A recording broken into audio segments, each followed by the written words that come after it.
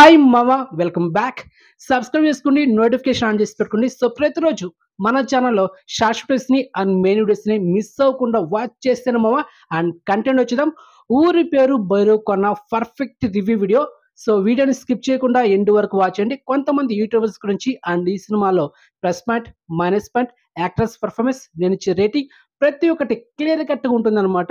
So మళ్ళీ చెప్తున్నా, వీడియోని స్కిప్ చేయకుండా ఎండ్ వరకు వాచ్ చేయండి. అండ్ కంటెంట్ అయితే వచ్చేద్దామా రివ్యూలోకి. ఈ మూవీ టీజర్ అండ్ ట్రైలర్ మనం చూసినప్పుడు మన మైండ్లో ఒకే ఒక పాయింట్ ఉంది. ఏంది? గరుడ పురాణంలో మాయమైన 4 పేజీలే భైరవ్ కొన. మరి ఆ గరుడ పురాణంలో మాయమైన 4 పేజీలు భైరవ్ కొన అని చెప్పారు కదా డైరెక్టర్ ఆ టీజర్ ట్రైలర్లో. మరి ఏముంటుంది ఆ భైరవ్ కొనలో? ఎందుకు మాయమైపోవాలా 4 పేజీలు? అసలు ఏంటి, ఏం లింక్ ఉంది అని డైరెక్టర్ మనకు స్టార్టింగ్ ఒక 15 నిమిషాల తర్వాత ఒక క్లియర్ కట్ ఎక్స్ప్లెనేషన్ ఇచ్చారనమాట. అదేంటంటే మామ, శ్రీకృష్ణ దేవరాయల కాలంలో గరుడ పురాణం ఒకటి ఉంది. ఆ చివరి 4 పేజీలకు సంబంధించింది భైరవ్ కొన. ఎవరైతే ఆ గరుడ పురాణం చివరి 4 పేజీలు చదువుతున్నారో ఆ సబ్జెక్ట్, ఆ 4 పేజీలు ఇంట్రెస్టింగ్ ఉండడం వల్ల వాళ్ళు అక్కడ ఏముంది తెలుసుకోవడానికి ఆ ప్లేస్కి వెళ్తున్నారు. వెళ్ళిన వాళ్ళు ప్రతి ఒక్కరు మాయమైపోతున్నారు. ఇలా రిపీటెడ్గా జరగడం వల్ల ఈ పాయింట్ శ్రీకృష్ణ దేవరాయల దగ్గరికి వెళ్ళిపోయేసరికి ఇది ఉంటే ఇంకా ప్రమాదకరం, చాలా మంది మళ్ళీ మాయమైపోతున్నారు, ఏం జరుగుతుందో అసలు తెలియట్లా. సో అందుకే ఆ గరుడ పురాణంలో ఉండే లాస్ట్ 4 పేజీలు చింపేస్తారు అనమాట. సో దాంతో ఆ పార్ట్ కంప్లీట్ అయిపోతుంది. మరి ఆ భైరవ్ కొనకి ఎవరైతే వెళ్ళారో వాళ్ళు ఏమయ్యారు? చనిపోయారా? ఆత్మలుగా మారారా? లేకపోతే దెయ్యాలుగా అక్కడే తిరుగుతున్నారా? లేకపోతే నరకానికి వెళ్ళారా? ఇలా కొన్ని పాయింట్స్ మనకు డైరెక్టర్ క్లియర్‌గా సినిమాలో ఎక్స్‌ప్లనేషన్ చేశాడు. ఇక సినిమాలో ప్లస్ పాయింట్ గురించి మాట్లాడుకుందాం. And first of all music గురించి. సినిమాలో ఉన్నది 2 సాంగ్స్. ఫస్ట్ హాఫ్‌లో నా వల్ల కాదే ఈ బొమ్మ ఈ సాంగ్ అని, సెకండ్ హాఫ్‌లో వచ్చి వెన్నెల నువ్వే ఈ సాంగ్. 2 సాంగ్స్ రీసెంట్‌గా తెగ వైరల్ సాంగ్స్. అండ్ థియేటర్‌లో ఆ సాంగ్ వినడానికి గాని, చూడడానికి చాలా డీసెంట్‌గా ఉంది. అండ్ బ్యాక్‌గ్రౌండ్ మ్యూజిక్ కూడా ర్యాంప్ ఉంది మామ. హై లెవెల్‌లో లేదు గానీ డీసెంట్‌గా ఎక్కడ ఇవ్వాలో పర్ఫెక్ట్‌గా ఇచ్చాడు. బ్యాక్‌గ్రౌండ్ మ్యూజిక్ గాని సినిమాకి చాలా ప్లస్ అయింది. ఇక సినిమాలో యాక్టర్స్ పర్ఫార్మెన్స్ గురించి మాట్లాడుకుందాం. సందీప్ కిషన్ అండ్ వర్షం బల్మ వీళ్ళిద్దరు క్యారెక్టర్స్ బాగున్నాయి. ఇక comedian Vennela Kishore and Viva Harsha. So వీళ్ళిద్దరి కామెడీ ఫస్ట్ హాఫ్‌లో గాని, సెకండ్ హాఫ్‌లో గాని చాలా డీసెంట్‌గా ఉంది. మంచి ఫన్ జనరేట్ అయిందనమాట. ఇక డైరెక్టర్ గురించి మాట్లాడుకోవాలి. కానీ డైరెక్టర్ నాకైతే ఒక పాయింట్ నచ్చలేదు మామ. ఏందో తెలుసా? ఆ టీజర్‌లో గాని, ట్రైలర్‌లో గాని ఒక మంత్రం దాన్ని ఒకటి ఉంది కదా! పోస్టర్‌లో కూడా దాన్ని హైలైట్ చేశారు. సో దాని గురించి ఒక్క చిన్న పాయింట్ కూడా ఎక్స్‌ప్లనేషన్ చేయలేదు మామ. నాకైతే అది నచ్చలేదు. అది లాస్ట్‌లో యూజ్ చేశాడు ఒక ఫైట్ కోసం. సో ఆ మంత్రదండం గురించి ఏదైనా ఒక చిన్న పాయింట్ ఇంట్రెస్ట్‌గా కొంచెం చెప్పుంటే బాగుండేది. ఎందుకంటే ఆ మంత్రదండానికి పవర్స్ వచ్చాయి. మరి ఎక్కడి నుంచి వచ్చాయి ఆ పవర్స్? మరి దాని గురించి కొంచెం ఎక్స్‌ప్లనేషన్ చేయాలి కదా డైరెక్టర్. సో అదైతే నాకు నచ్చలేదు మామ. ఇక సినిమాలో ట్విస్ట్‌లు అంటారా? ఒక 2 ట్విస్ట్‌లున్నాయి. హీరోయిన్ గురించి 2 ట్విస్ట్‌లున్నాయి మామ. కానీ ఒక యూట్యూబర్ రీసెంట్‌గా ఒక 2 డేస్ బ్యాక్ చెప్పాడు. సినిమాలో స్టార్టింగ్ నుంచి ఎండింగ్ వరకు ఒక ట్విస్ట్ లేదు.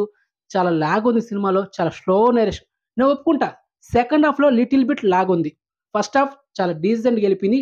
చాలా ఫాస్ట్ కూడా ఎళ్ళిపోయింది. ఎక్కడ గాని ఒక చిన్న సీన్ కూడా బోర్ కొట్టల. నేనైతే ఒప్పుకుంటా సెకండ్ హాఫ్ కొంచెం లాగ్ ఉంది.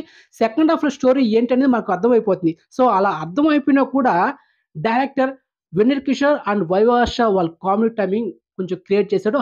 ఫన్ జనరేట్ అయింది. దాంతో పాటు కొన్ని ట్విస్ట్‌లు ఇచ్చాడన్నమాట హీరోయిన్స్ క్యారెక్టర్‌కి సంబంధించి. అది కొంచెం హైలైట్ అయింది. సో దీన్ని పట్టుకొని సినిమా అంతా లాగంటే ఎట్టా? ఏ రివ్యూస్ ఇస్తారని తెలియట్లా యూట్యూబర్స్. ఒక యూట్యూబర్ ఈ మధ్య ఇచ్చాడన్నమాట. సో అతని గురించి నేను ఇన్‌స్టాగ్రామ్‌లో పోస్ట్ చేస్తా ఫ్యూ డేస్‌లో. సో ఇప్పుడొద్దులే. ఇక సినిమాలో డైరెక్టర్ గురించి మాట్లాడుకోవాలి మామ. స్టోరీ ప్రెజెంట్ చేసిన విధానం గాని, ఫస్ట్ హాఫ్ గాని, సెకండ్ హాఫ్ గాని చాలా నీట్‌గుంది. కానీ చెప్పాను కదా! సెకండ్ హాఫ్ కొంచెం లిటిల్ బిట్ లాగుంది. సో ఓవరాల్‌గా టూ గుడ్ అని చెప్పొచ్చు.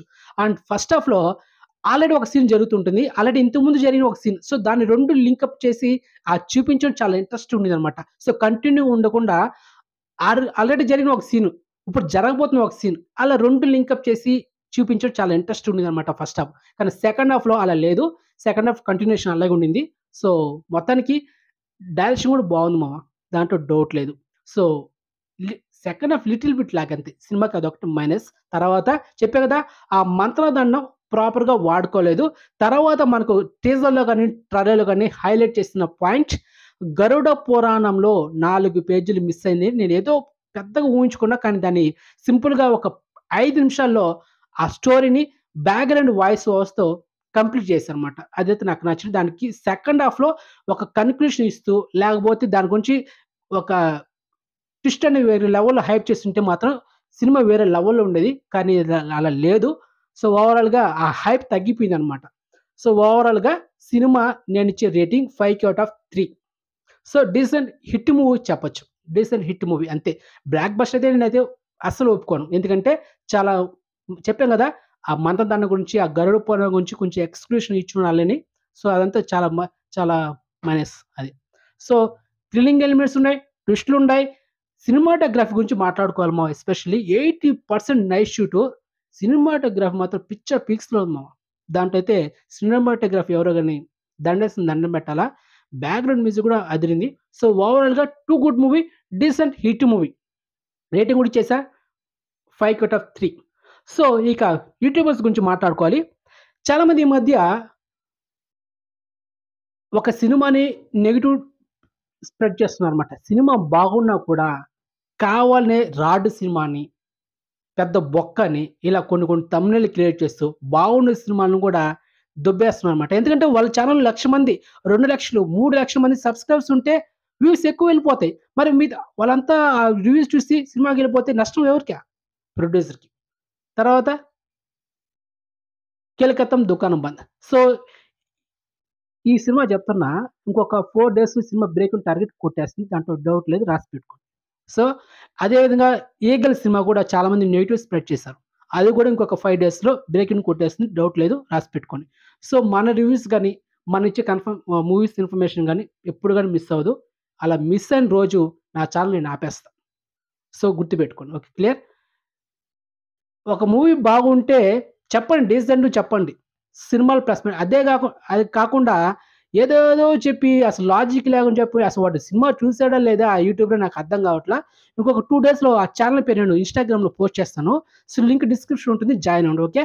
సో, మొత్తానికి రేటింగ్ అంతా ఇచ్చేసాను కాబట్టి చూడొచ్చు ఫ్యామిలీతో.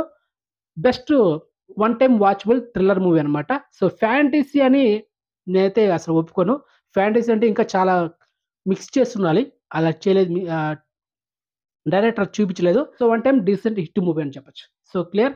అండ్ సో, నెక్స్ట్ మంచి ఇన్ఫర్మేషన్‌తో మళ్ళీ మీ ముందుంటా. బై.